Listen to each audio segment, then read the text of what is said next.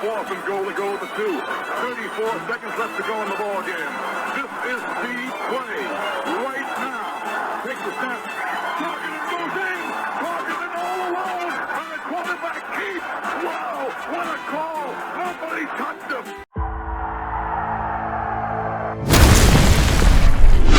Here is Jeff, the host of the Gridiron.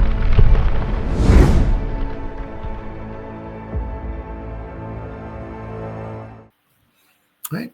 How about all those turnovers and injuries versus the Bills, huh? Or shall I say maybe the lack thereof, right? Now, I don't know. I mean, I don't remember. I mean, honestly, I remember if anybody coming off the field for the most part was, who were injured were Bill players. I don't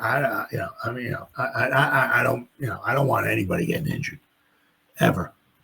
You know what I mean, but unfortunately, it's a contact sport. It is what it is. But I mean, I don't even remember seeing a Giant guy limping off the field, or I certainly could have missed it. The one thing is because once again, if I was listening to Bob Papa, and it was a Giant player actually limping off the field or had a problem with it or something like that, he would have mentioned. He would have said, well, whoever. So and so went into the blue tent. We'll let you know how we go. They didn't do that.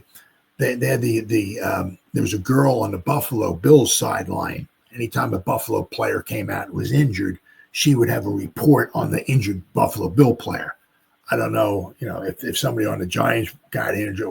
I don't know if they would have reported it because they were so busy talking about the Bills, right? But I mean. After that, some guys will get banged up a little bit here or there. So that certainly doesn't mean nobody. If you play a series, a couple of series or something, you're going to get something a little banged up. That's guaranteed.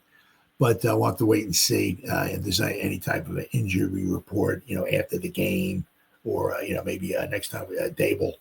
Because you can almost guarantee that's going to, next time Dable has a press conference, the media, somebody's going to ask him, so, come out of the game healthy or, and he'll give like a little list of some guys. But I don't remember seeing anybody laying on the field for the Giants, getting carted off, limping off the field or going in concussion protocol or anything.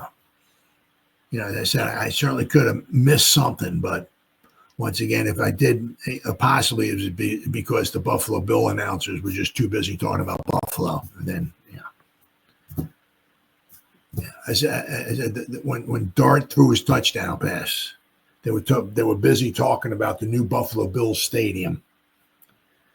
Dart dropped back the pass, throws the dime, it's a touchdown, and they're talking about the Buffalo Bills.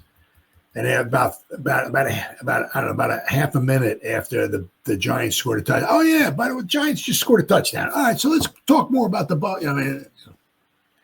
right. Meanwhile, Buffalo Bills, when they scored a touchdown, they showed the replay over and over, and they talked about it over and over. It was rather annoying. But not only that, right? But now we did have a couple of some penalties. Right? You're always going to have penalties. The one thing I did not like a whole heck of a lot, which kind of stuck in my craw a little bit, at least a little bit anyway, was when Hudson came in. I don't know if as soon as he came in, I'm not sure it was right away. The first thing he did was he jumped off sides. Then I think the very next play he had a holding penalty. Back-to-back penalties on Hudson. It's like, dude, what are you doing here? So we had that one to me. Yeah.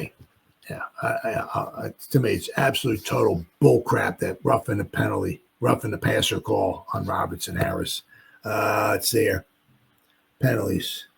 The Giants had 10 penalties called on us. Yeah. For 70 yards. So that's something we certainly have to clean up. The Bills only had 4 penalties called on. Seems like a little bit of home cooking there. That's what that sounds like. But so the Giants didn't have one turnover. Now, of course, there was only one turnover all game, but it was wound up being a big one because when the Bills fumbled the ball and the Giants got it, the Giants capitalized on it, which grew the Giants' lead because it was, I think it was 27 to 20, 5. What the heck we were up by? Play-by-play here. Let's see here. Giants were winning 27-25. Bills fumbled. Giants scored, kicked the extra points and went from 27-25 to 34-25. So, but I mean, it was only there was only one turnover all game, right? But I mean, you figured the Giants wound up with 4 quarterbacks in there, 4, right? And no turnovers. I said, well, of course.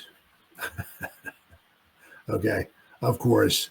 I said Jameson Winston did throw a interception. Bad pass. Looked like it was a bad pass, right? But, of course, the one dude was offside for the Bills. He lined up in the neutral zone. Actually, it looked like he almost lined up halfway into the Giants' backfield. But that interception got taken away, okay? And then the Giants made him pay for it. But so got something else good to talk about here in just a second. But so it's, for the most part, it doesn't seem as of right now like there was any major injuries for the Giants, and that's the biggest thing. That's the biggest thing. If you wind up winning a football game, but you wind up losing, I mean, who was it? Rashawn Slater. He's out for the season. They're putting Alt. I think Alt. They're putting the switch, and Rashawn Slater was on the one tackle for the Chargers. Alt is taking his place. I mean, Slater. He's out for the whole season. Right? They won, but they lost their. But they really lost because they lost their star tackle for the whole season. So you can win a preseason game, but if you wind up losing 4 or 5 guys or something, it's like what. So that's one of the biggest things, right? Come out of the game injury-free. And as of right now, it looks like the Giants did a decent job of that. Not only that, but they didn't turn the ball over at all, which would have been huge.